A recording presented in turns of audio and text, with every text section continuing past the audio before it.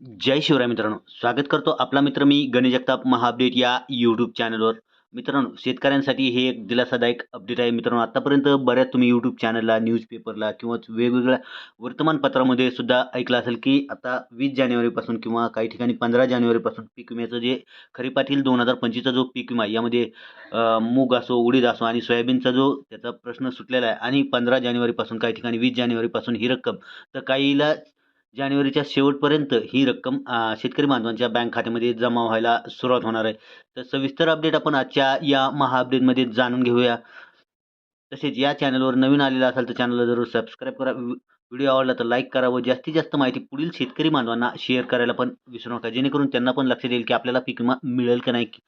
तर आपण आपलं निश्चितपणे स्टेटस तपासायला सुरू करता येतं मित्रांनो. स्टेटस तपासल्यावरच लक्षात येईल की आपल्याला रक्कम दाखवत असेल तर निश्चितपणे आपल्याला पीक विमा हा मिळेल.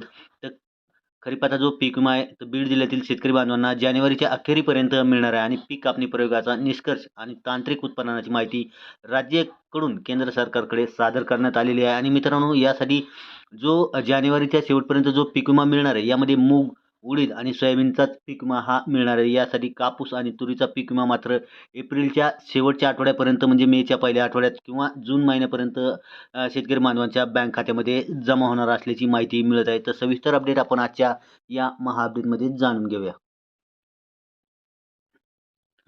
तर फडणवीसांच्या घोषणेप्रमाणे मित्रांनो, शेतकऱ्यांना हेक्टरी ₹17,500 मिळण्याची शक्यता आहे. परंतु असं होणार नाही मित्रांनो. ज्या आपापल्या महसूल मंडळामध्ये जो पीक विमा आहे वेगवेगळ्या उत्पादनाच्या आधारे वेगवेगळी रक्कम मिळणार आहे. काहीला 17,000 मिळणार, काहीला 17,500, काहीला 16,500. तर कमीत कमी 14,000 पासून ही रक्कम मिळेल अशी आशा आहे मित्रांनो.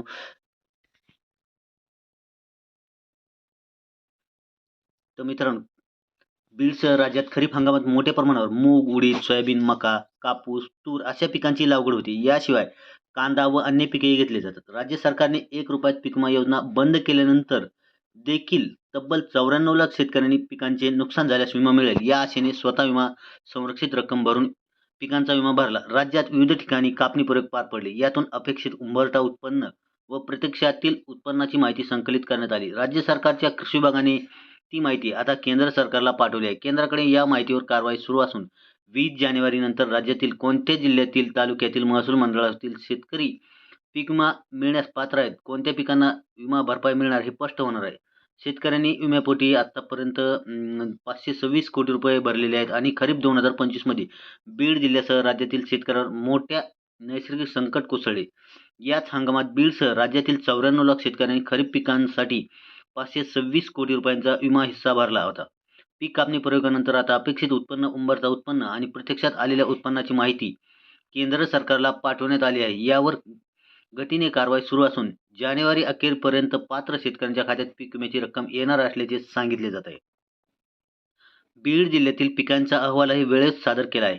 खरीप 2025च्या हंगामात बीड जिल्ह्यात मोठे नुकसान झालेले आहे. जे काही शेतात पेरले होते ते पूर्णपणे पावसाने वाहून गेले. म्हणजे विशेष धो पावसामुळे बऱ्याच ठिकाणी पिकांची नासाडी झाली. आता याच नुकसानीचा अहवाल बीडच्या कृषी विभागाने सरकारला सादर केला आहे. यावेळी कृषी विभागाचे जिल्हा अधीक्षक कृषी अधिकारी सुभाष साळवे आणि त्यांच्या टीमने मोठी मेहनत घेतली. त्यामुळे बीड जिल्ह्यातील शेतकऱ्यांना चांगल्या प्रकारे विमा मिळेल असे संकेतही मिळत आहेत. तर मित्रांनो, जानेवारीच्या शेवटपर्यंत मूग, उडीद आणि सोयाबीनचा पीक विमा वाटप होण्याची शक्यता आहे. अपडेट आवडल्यास लाईक करा व जास्तीत जास्त माहिती पुढील शेतकरी बांधवांना शेअर करायला विसरू नका.